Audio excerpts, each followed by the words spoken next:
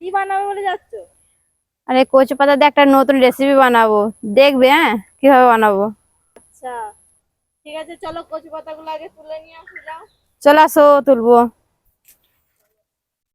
এই দেখো অঞ্জনা, কত পেয়ারা হয়ে গেছে। আমি পেয়ারাটা তুলে নিয়ে, আচ্ছা, ঠিক আছে। এই দেখো। হয়েছে? হ্যাঁ, এই দেখো, এই দেখো, এখানেও হয়েছে। এই দেখো, এই দেখো হয়েছে, দেখো ওই ডালটা দেখো। এই দেখো, একবার হয়ে গেছে, আবার হচ্ছে। ওই করে এখনো ছোট ছোট আছে। হুম। এই গাছটা দেখো কত পেয়ারা হয়েছে। পুকুর ধারটাই বেশি হয়েছে।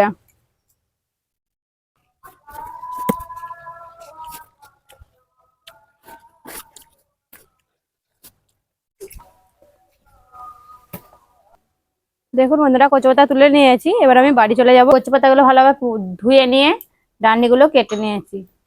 এবার আমি বানিয়ে নেব। তার জন্য নিয়ে নিয়েছি হলুদ গুঁড়ো, লঙ্কা গুঁড়ো, লবণ, এলাচ পাউডার, চাট মশলা। একটা বাটি নিয়ে নিয়েছি। এবার আমি মশলাটা রেডি করে নেব। বেসন নিয়ে নিচ্ছি। বেসন নিয়েছি 6 চামচ। কর্নফ্লাওয়ার নিয়ে নিচ্ছি 2 চামচ। এবার আমি সব মশলাগুলো দিয়ে দেব। অল্প অল্প জল দিয়ে মিক্স করে নেব। বাটারটা তৈরি করা হয়ে গেছে। ঠিক এরকম এরকম স্মুথ বাটার তৈরি হয়েছে। কচু পাতাটা ঠিক এইভাবে দিয়ে থালার মধ্যে দিয়ে আমি বেসনটা লাগিয়ে নেব।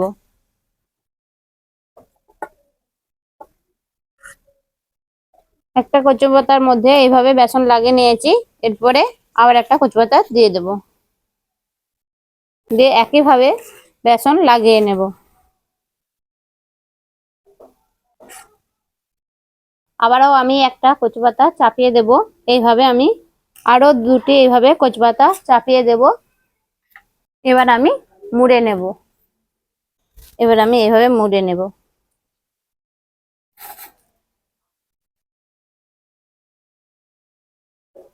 এবার আমি একটা সুতোর সাহায্যে বেঁধে নেব।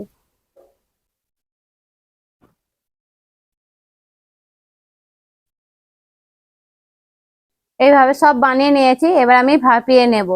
তার জন্য এখানে জল দিয়ে দিয়েছি। জলটা ফুটে গেছে। এবার আমি ভাপিয়ে নিচ্ছি।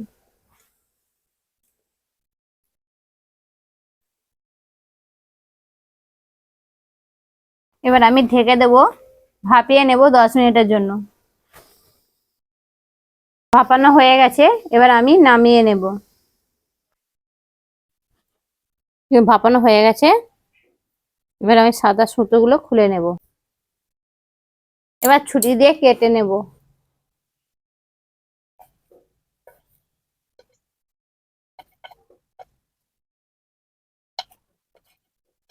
এভাবে পিস পিস করে কেটে নেব। এভাবে কেটে নিয়েছি। এবার আমি ভেজে নেব। তেলটা হালকা গরম হয়ে গেছে। এবার আমি ভেজে নেব। এইভাবে ভেজে নেব।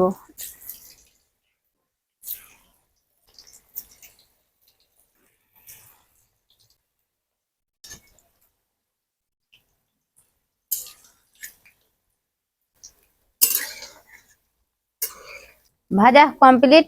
এবার আমি নামিয়ে নেব।